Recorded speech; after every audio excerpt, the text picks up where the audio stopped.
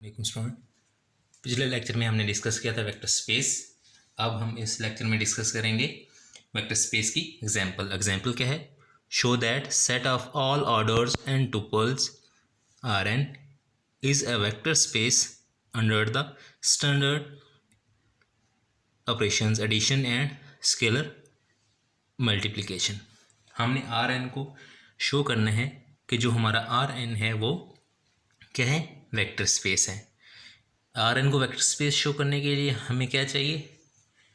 हम वो 10 प्रॉपर्टीज़ जो हमने पीछे पढ़ी थी उस प्रॉपर्टीज सेटिस्फाई होनी चाहिए। वो सारी की सारी प्रॉपर्टी सेटिस्फाई होनी चाहिए। तो हम वन बाय वन करके देखते हैं। फर्स्ट प्रॉपर्टी क्या थी? Closure property. क्लोजर प्रॉपर्टी क्या थी कि कोई दो वेक्टर्स या कोई दो नंबर्स हम लें वी में से और उनको ऐड करें तो उसका रिजल्ट भी वी में ही आना चाहिए। तो यहाँ वी हमारा क्या है? आर एन है।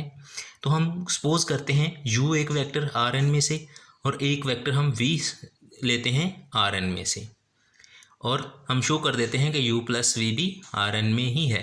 देन यू प्लस वी, तो यू प्लस वी तो क्या हो जाएगा? U one plus V one comma U two plus V two up to U N plus V N.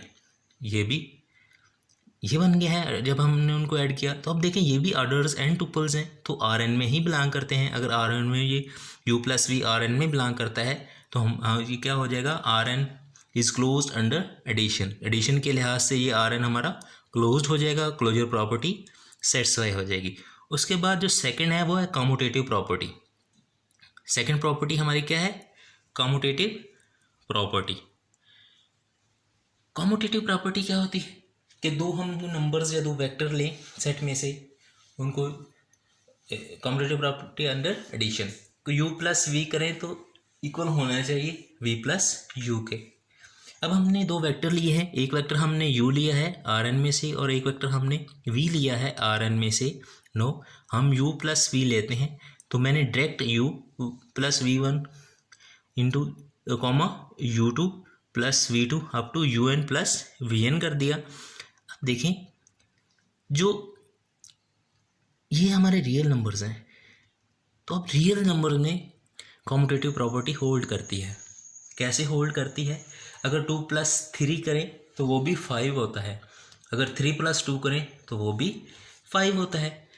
तो इसी तरह हमने फिर इसको u1 प्लस v1 को लिख दिया v1 plus u1, u2 plus v2 को लिख दिया v2 plus u2, un plus vn को लिख दिया vn प्लस un। अब हमने इनको अलग किया v1 comma v2 up to vn plus u1 comma u2 up to un। अब ये हमारे पास क्या है? v वेक्टर है और ये हमारे पास u वेक्टर है।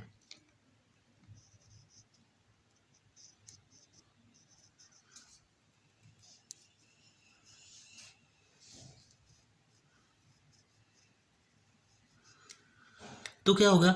u plus V is equal to V plus U हमने शो कर दिया। अगर हमने u plus V is equal to V plus U show कर दिया, इसका क्या मतलब है? Commutative property under addition hold करती है आर एन में से।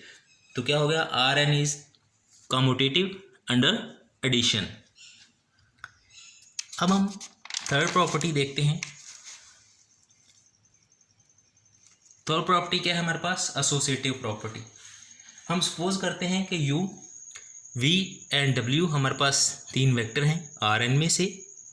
नो, और हमने क्या शो करना है कि u plus V plus U plus w equal है u plus V plus w के। अब हमने ये लेफ्ट हैंड साइड ले ली है u plus V bracket plus w।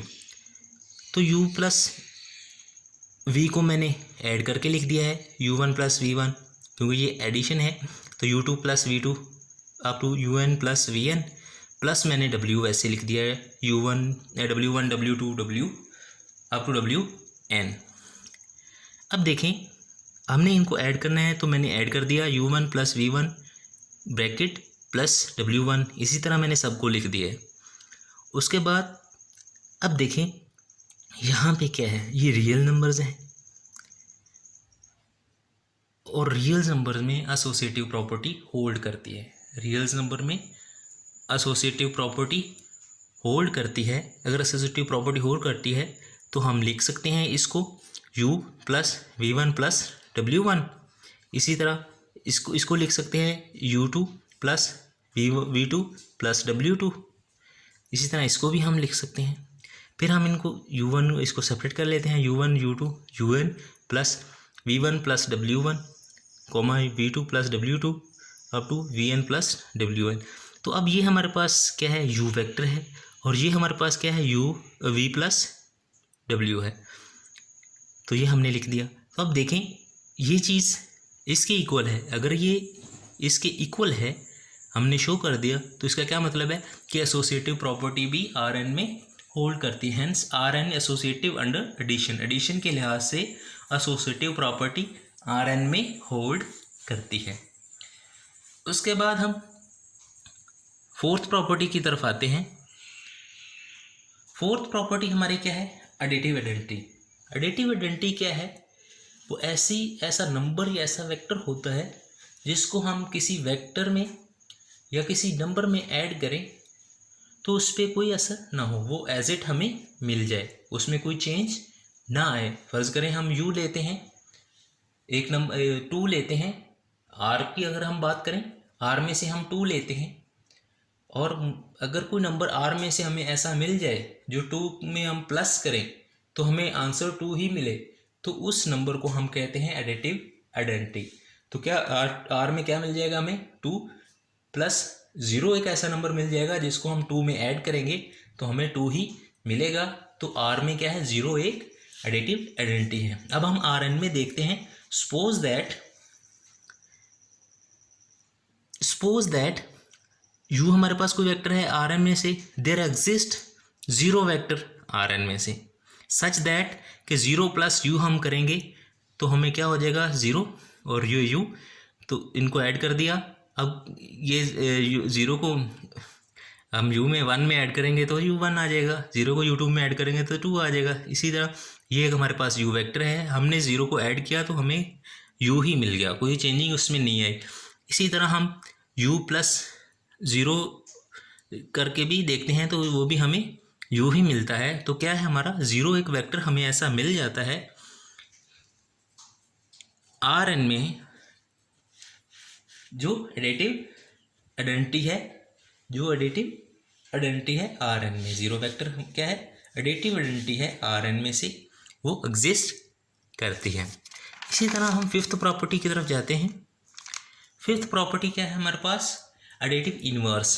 Additive inverse क्या है कि अगर हम r की बात करें, रियल्स नंबर की बात करें, तो मैं 2 लूँ और कोई नंबर हमें ऐसा r में से मिल जाए जो 2 में मैं ऐड करूं तो हमें एडिटिव आइडेंटिटी मिल जाए। 0 एडिटिव आइडेंटिटी r में क्या है, 0। तो 2 में हम कोई ऐसा नंबर ऐड करें r में से हमें मिले कि जो 2 के साथ हम ऐड करें तो क्या हो जाए, हमें 0 मिल जाए। जैसे 2 है तो -2 हमें मिल जाएगा, 2 प्लस 2 माइनस 2 0 हो जाएगा। तो 2 में हमें क्या मिलेगा, इन्वर्स मिलेगा -2। तो उसको हम कैसे क्या कहते हैं, एडिटिव इन्वर्स, क्योंकि हमने ऐड करके लिया, एडिशन के लिए लिया तो वो एडिटिव इन्वर्स है। अगर मल्टीप्लिकेशन के लिए होता तो मल्टीप्लिकेटिव इन्वर्स होता। यहाँ हम एडिशन की बात कर रहे हैं।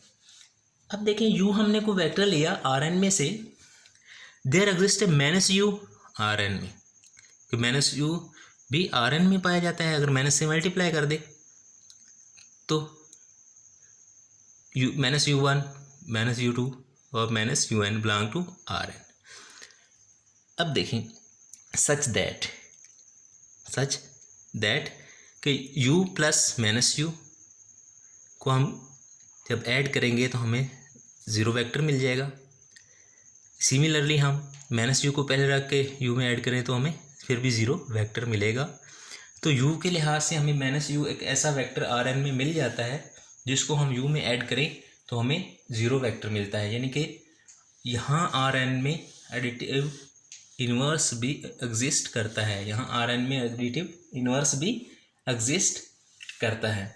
उसके बाद हम आते हैं सिक्स प्रॉपर्टी की तरफ, स्केलर मल्टीप्लिकेशन, कि हम कोई स्केलर ले और कोई वेक्टर ले आर एन में से, स्केलर को उसके साथ मल्टीप्लाई कराएं तो वो जो रिजल्ट हमें मिले वो भी आर एन में ही मिले। के हमने को लिया स्केलर, एनी स्केलर, और यू हमारे पास आर एन में से एक वेक्टर है, तो के यू क्या होगा, K into U one U two U N. तो हमने स्केलर मल्टीप्लिकेशन के जरिए क्या होगा, K U one K U two up to K U N. अब देखिए ये भी ऑर्डर्स एन टुपल्स हैं, तो ये भी आर एन में बिलोंग करते हैं। तो इस लिहाज से क्या है, स्केलर मल्टीप्लिकेशन भी होल्ड करती है आर एन में। उसके बाद है सेवन प्रॉपर्टी। सेवन प्रॉपर्टी क्या है कि हम कोई स्केलर लें के और इंटू यू प्लस वी करें, इंटू यू प्लस वी करें, तो क्या होना चाहिए, के यू प्लस के वी, के यू प्लस के वी के इक्वल होना चाहिए। तो हमने सपोज किया कि के इज़ एनी स्केलर, के हमारे पास कोई स्केलर है और यू और वी हमारे पास दो वेक्टर हैं आर एन में से, यू और वी दो वेक्टर हैं हमारे पास आर एन में से। नो क्या है कि K into U plus we, के इंटू यू प्लस वी मैंने पहले ही ऐड कर दिया, कि डायरेक्ट मैंने ऐड कर दिया U one plus V one comma U two plus V two up to U N plus V N. अब देखिए, तो यहाँ मैं करता हूँ आगे क्या, स्केलर मल्टीप्लिकेशन करता हूँ, तो के मल्टीप्लाई होगा K into U one plus V one, K into U two plus V two up to K into U N plus V N. यहाँ तक आ गए। अब यहाँ हम के को मल्टीप्लाई कर देते हैं, तो क्या हो जाएगा, के यू वन प्लस के we one, K U two plus के we two up to K U N plus के वी एन। के क्या है, डिस्ट्रीब्यूटिव लॉ है। अब इनको मैं सेपरेट कर लेता हूँ, के U one K U two up to K U N plus के वी वन के वी टू अप टू के वी एन। अब यहाँ मैं स्केलर मल्टीप्लिकेशन के जरिए के को कॉमन ले सकता हूँ, के कॉमन लूँगा तो U one U two U N plus K इधर से कॉमन लूँगा तो V one V two V N. अब ये हमारे पास यू वेक्टर है, ये हमारे पास वी वेक्टर है, तो ये हो जाएगा के यू प्लस के वी, के यू प्लस के वी। तो यही हम प्रूव करना चाह रहे थे कि K into U plus V equal होना चाहिए के यू प्लस के वी के, तो वो हमने प्रूव कर दिया। तो इसमें क्या है, सेवन्थ प्रॉपर्टी भी या सेवन्थ एक्सियम भी होल्ड करती है आर एन में। अब हम एट प्रॉपर्टी की तरफ आते हैं। एट प्रॉपर्टी क्या है, हमारे पास कोई दो स्केलर हो हमारे पास और इनटू हम यू वेक्टर करें, तो क्या होना चाहिए, के यू प्लस एल यू, के यू प्लस एल यू। ये चीज़ हमने प्रूव करनी है। सपोज के और एल हमारे पास स्केलर्स हैं एंड यू हमारे पास कोई आर एन में से वेक्टर है, then K plus L into U, K plus L into U हमने वेक्टर लिख दिया। अब हमने क्या किया, scalar multiplication, K plus L into U one comma K plus L into U two up to K plus L into U N. अब देखिए यहाँ पे हमने क्या किया, डिस्ट्रीब्यूटिव लॉ, तो यहाँ डिस्ट्रीब्यूटिव लॉ लगाया तो क्या हो गया, क्योंकि डिस्ट्रीब्यूटिव लॉ होल्ड करता है, तो K U one plus L U one comma K U two plus L U two up to K U N plus L U N. हमने इसको सेपरेट कर लिया, K U one K U two up to K U N plus L U one L U two up to L U N. तो K common ले लिया, K into U one U two up to U N, L यहाँ से common ले लिया, के यहाँ से कॉमन लिया, एल यहाँ से कॉमन ले लिया, U one U two up to U N. तो अब ये चीज़ हमारे पास यू है और ये भी हमारे पास यू है, तो क्या हो जाएगा, यू वेक्टर, तो ये क्या हो जाएगा, के into U plus L into you. तो यही चीज़ हम प्रूव करना चाहते थे, यही हमारी प्रॉपर्टी थी। तो ये प्रॉपर्टी भी, एट्थ प्रॉपर्टी भी होल्ड करती है आर एन में। उसके बाद सपोज नाइन्थ प्रॉपर्टी, हमारे पास सपोज के and L be any scalars और एक वेक्टर हमारे पास u है। तो हम क्या शो करना चाहते हैं कि k into L you equal होना चाहिए k L U into you. ये चीज़ हम शो करना चाहते हैं। कोई दो स्केलर है हमारे पास k और l, और u हमारे पास एक वेक्टर है। तो ये हमारी 9th प्रॉपर्टी है, इसको हम देखते हैं। Then k into L U, k into L U, l into U मैंने लिख दिया। फिर उसके बाद मैंने स्केलर मल्टीप्लिकेशन के ज़रिए क्या होगा कि LU1 LU2 LUN हो गया। फिर स्केलर मल्टीप्लिकेशन तो क्या हो जाएगा k LU1 comma k LU2 comma up to k LUN। उसके बाद देखिए यहाँ तक हम पहुँच गए स्केलर मल्टीप्लिकेशन के ज़रिए। यहाँ पे हमने क्या किया है, एसोसिएटिव लॉ लगाया है। जो एसोसिएटिव लॉ होल्ड करता है, रियल नंबर में एसोसिएटिव लॉ होल्ड करता है। तो हम k इंटू एल यू को लिख सकते हैं k l इंटू यू, ये 1 है। तो क्या होगा k इंटू एल यू 1 को हमने लिख दिया k l इंटू यू 1, किसके ज़रिए, एसोसिएटिव लॉ के ज़रिए। इसी तरह यहाँ पे भी हमने एसोसिएटिव लॉ अप्लाई किया, यहाँ पे भी हमने एसोसिएटिव लॉ अप्लाई किया। तो यहाँ से k l कॉमन ले लिया, तो ये क्या रह गया u1 u2 up to un। तो ये हमारे पास u वेक्टर है k l इंटू यू, तो यही हमने प्रूव करना था। तो यहाँ पे 9th प्रॉपर्टी भी होल्ड करती है, यहाँ 9th प्रॉपर्टी भी होल्ड करती है। अब हम आते हैं हमारी लास्ट प्रॉपर्टी नंबर 10।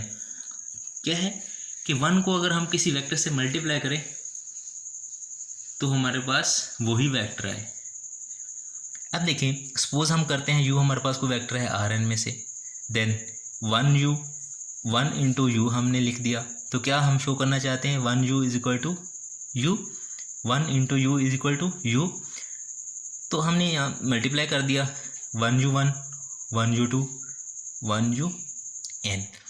तो क्या हो गया, ये 1 इंटू u1 बन गया, 1 into u2 up to 1 into n u1 बन गया। तो ये हमारे पास क्या है, u एक वेक्टर है, hence Rn is a vector space. हमारी 10th प्रॉपर्टी भी सेटिस्फाई है। तो Rn हमारा क्या है, वेक्टर स्पेस है। तो यहाँ पे हमने क्या किया, Rn लिया और उसको हमने शो कर दिया वेक्टर स्पेस। कैसे शो किया, उसकी जो वेक्टर स्पेस होने के लिए जो 10 प्रॉपर्टीज़ हैं या 10 एक्सियम हैं उनको सेटिस्फाई होना ज़रूरी है। तो हमने 10 एक्सियम को सेटिस्फाई किया है। तो Rn में वो सारी की सारी एक्सियम, वो 10 की 10 एक्सियम सेटिस्फाई करती हैं। अगर 10 की 10 एक्सियम सेटिस्फाई करती हैं तो Rn हमारा क्या है, वेक्टर स्पेस है। ओके, थैंक्स, अल्लाह हाफ़िज़।